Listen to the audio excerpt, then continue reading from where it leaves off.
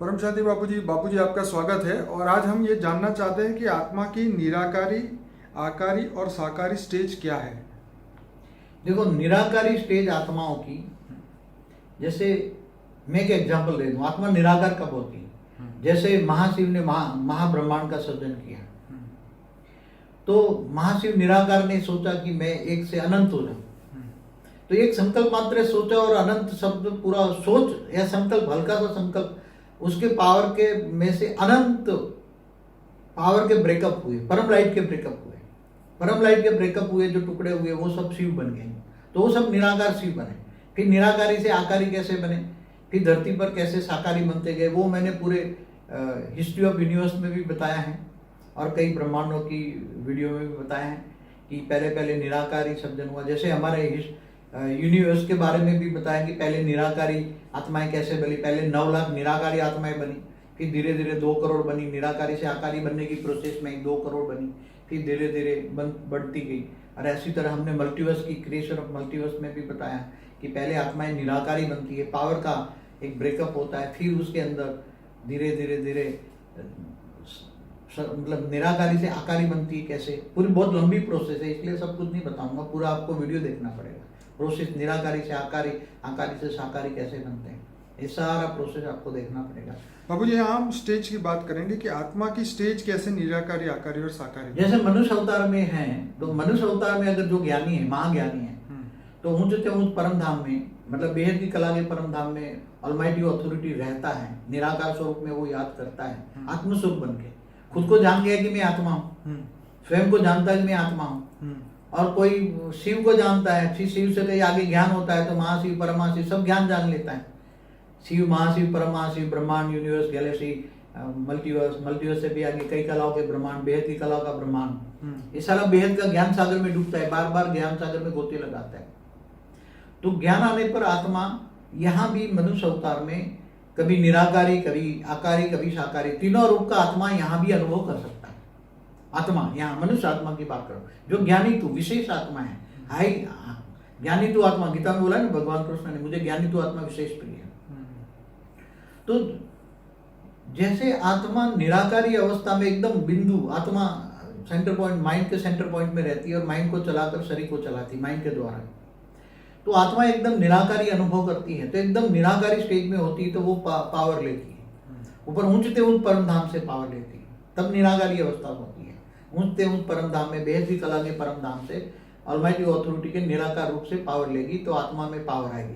धीरे धीरे सोचे कि मुझे सारे शरीर को पावर देना है, क्या सारे शरीर में, तो पूरे बॉडी के अंदर, पूरा आकारी बॉडी है मेरा, आकारी बॉडी है, पूरी बॉडी के अंदर लाइट है, पूरी बॉडी के अंदर लाइट है। एक संकल्प करे, सोचे, जो सोचोगे वो बनोगे। तो पूरी लाइट मेरी, पूरी लाइट की बॉडी है, पूरी लाइट की बॉडी है, तो वो आकारी रूप हुआ। आत्मा का क्या हुआ?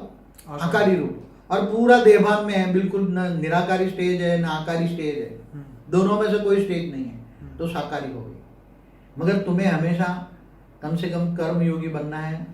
अगर जितना निराकारी स्वरूप से ज्यादा रहकर आत्मस्वरूप में स्थित होना, माना निराकारी स्टेज, केवल आत्मा याद, आत्मस्वरूप, आप और बाप, ऑलमाइटी अथॉरिटी, आप और ग्रेट ग्रेट ग्रैंड फादर, क्या आप और ग्रेट ग्रेट ग्रैंड फादर, तो ग्रेट ग्रेट ग्रैंड फादर समझ के आत्मस्वरूप बन के पावर लोगे तो बहुत पावर आएगी, बहुत पावर आएगी। तो तुम्हारी आत्मा में जो तमो प्रधान स्टेज है वो धीरे धीरे रजो बनेगी, रजो से फिर सतो प्रधान बन जाएगी, तो ये तुम्हारी अंदर का सूक्ष्म कारण शरीर, सूक्ष्म शरीर, और धीरे धीरे स्थूल शरीर भी चार्ज हो जाएगा। साथ में परम शांति के वाइब्रेशन फैलाओ, परम शांति सोचो, बोलो, परम शांति मिल जाएगी।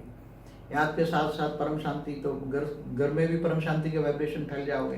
तो बाबू जी, यहाँ पे आत्मा ये स्टेज निराकारी, आकारी, साकारी तो है ही, तो ये स्टेज उसको धारण करने में कितना समय लग सकता है? देखो, आत्मा जब ज्ञान धारण करती है ना, तो आत्मा की ये सब स्टेज धारण करने के लिए वक्त लगता है। कोई मासी का घर तो नहीं है, कोई स्थूल चीजें तो नहीं है, ये तो बेहद की, अगर वो बेहद की आत्मा होगी तो ही कर पाएगी, समझ में? आम आत्मा हो तो ये सोच भी नहीं पाएगी। आत्मस्वरूप में स्थित होना, तो ये बेहद की आत्मा, हाई क्वालिटी आत्मा होगी तो ही ये कर पाएगी, मगर उसको टाइम लगेगा बार बार। इसलिए तो गीता में क्या बोला, कर्म योगी बनो, कर्म करते करते मुझे याद कर, पहले तो मुझे जानो, क्या इसलिए गीता में क्या बोला, मैं जब तक ज्ञान योग से नहीं मिलता, मैं ज्ञान से मिलता हूँ।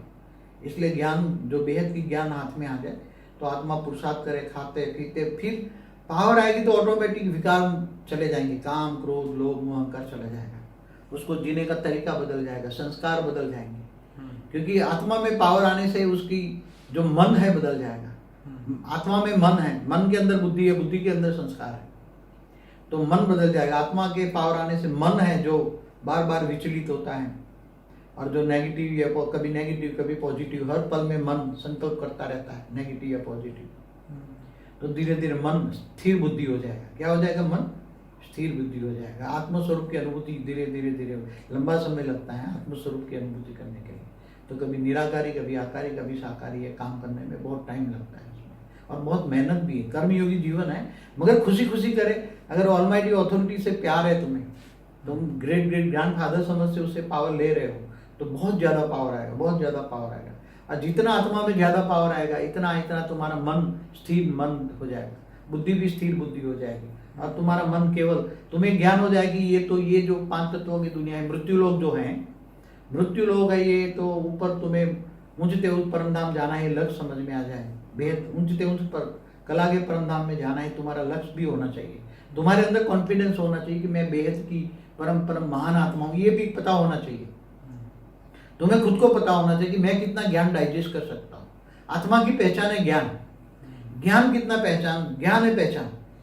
अगर तुम बेहद की आत्मा हो तो बेहद का ज्ञान सागर में डूबोगे, बार बार डूबोगे, और ये ज्ञान रोज चाहोगे, रोज कितनी भी ज्ञान सुनोगे तो भी मतलब समझने के लिए अंदर बुद्धि चलती रहेगी, मगर वो ज्ञान समझ में आते ही तुम्हारी बुद्धि स्थिर हो जाएगी, और बुद्धि स्थिर होते ही संस्कार परिवर्तन हो जाएगा। बेहद के संस्कार अच्छे बनेंगे, बेहद के गुण आएंगे, बेहद का विश्व परिवर्तन का लक्ष्य आएगा। मैं बेहद के विश्व का परिवर्तन करूं, अच्छे संस्कार आएंगे, बेहद की बुद्धि हो जाएगी, बेहद का बुद्धि से बेहद का मन हो जाएगा, बेहद की प्राप्ति होने लगेगी।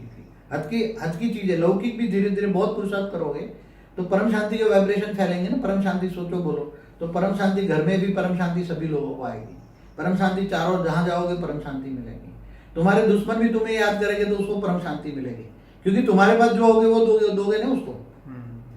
तुम्हें कोई याद करता है तो तुम्हारे पास जो होगा वो जाएगा ना, और उसका कचरा तुम्हारे पास आएगा, मगर आते ही तुम्हारे परम शांति के अंदर उसका कचरा भस्म हो जाएगा।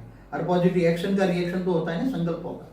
उसका संकल्प आया तो कचरा लेकर आया, और तुम्हारे पास परम शांति का ओरा है, तुम्हारे ओरे में परम शांति भरी है, तो उसका नेगेटिव संकल्प आया तो परम शांति के ओरे तक ही आएगा, तुम्हारे मन को टच नहीं होगा, मगर वो परम शांति के वाइब्रेशन लेकर उसको टच होगा तो उसको परम शांति मिलेगी। इसलिए दुश्मन भी मित्र बन जाएंगे। ये सब जादू है, परम शांति में भी जादू है, परम शांति है। मगर जब आत्मस्वरूप में स्थिर करते हो, हमने पानी के अंदर भी पावर डालने की एक वीडियो बनाई है ना, पानी में भी परम शांति के वाइब्रेशन डालो, और जो पानी पीने वाला भी परम शांति का अनुभव करेगा।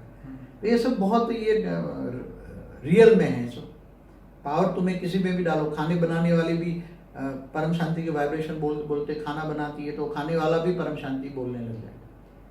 बाबूजी, आत्मा की निराकारी स्टेज बनानी है तो क्या आंख बंद करके बैठ के करना पड़ेगा? देखो, जब घर में बैठे हो तो आत्मा की निराकारी स्टेज बन के तो चलेगा, मगर तुम्हें कर्मयोगी बनना है। तो पर्टिकुलर 1 घंटे के लिए सपोज 1 घंटे 2 घंटे अगर आत्मस्वरूप बहुत ज्यादा पावरफुल करना है ना, तो आत्मा अगर आंखें बंद करे तो अच्छा है, आंखें बंद करके बैठे तो भी अच्छा है। मगर जब कर्मयोगी, फिर हैबिट हो जाएगी तुम्हें। पहले तो आंखें बंद करके बैठ के करेगा, फिर धीरे धीरे खाते पीते हरते फरते आत्मस्वरूप की अनुभूति करेगा, कर्मयोगी बनेगा। तो खुली आंखों का भी योग करेगा ना, खुली आंखों से भी योग कर सकता है, बंद करके भी कर सकता है, जैसे सबकी अनुकूल हो। कई बार बैठते, कई लोगों से बैठा भी नहीं जाता, उम्र हो जाती है ना तो बैठा नहीं जाता, वो पद्मासन भी नहीं लगा सकते। तो यहाँ पद्मासन की जरूरत नहीं है, कोई आसन की जरूरत नहीं है, केवल तुम्हें ये तो हठ योग है ना, आसन करना, ये करना हठ योग, ये सब हठ योग है, ये आत्मा का योग नहीं है, ये सहज राजयोग है। तो सहज राजयोग, सारा राज जानने वाला का सहज राजयोग प्राप्त होता है, सारा ज्ञान प्राप्त होता है। तो कभी कभी लेटे लेटे भी ये आत्मस्वरूप में स्थित होकर ग्रेट ग्रेट ग्रैंड फादर से ऊंचते उच्च परमधाम से पावर ले सकते हो। हल्का योग करो, धीरे धीरे, भारीपन में नहीं, धीरे धीरे प्रैक्टिस बढ़ाते जाओ, प्रैक्टिस बढ़ाते जाओ, प्रैक्टिस बढ़ाते जाओ। आज 2 घंटे की, फिर कल कर्मयोगी बनो, धीरे धीरे 4 घंटा, 5 घंटा, 6 घंटा, 7 घंटा, जितना योग करोगे इतने आत्मा में पावर आएगी। और प्यार होना चाहिए, प्यार से ही पावर आएगा। बाकी ऐसे बिना प्यार के ग्रेट ग्रेट ग्रैंडफादर का भावना रखो तो ज्यादा पावर आएगी। बाकी तुम उसको ऑलमाइटी अथॉरिटी करोगे तो पावर कम आएगी। वो तुम्हारा ग्रेट ग्रेट ग्रैंडफादर ही समझ के करो तो ज्यादा पावर आएगी। चलिए बाबूजी, आपने बहुत बढ़िया समझाया।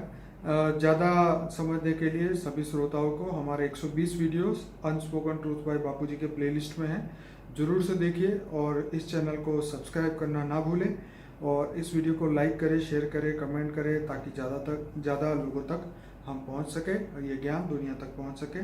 बापूजी, आपका बहुत बहुत धन्यवाद। परम शांति।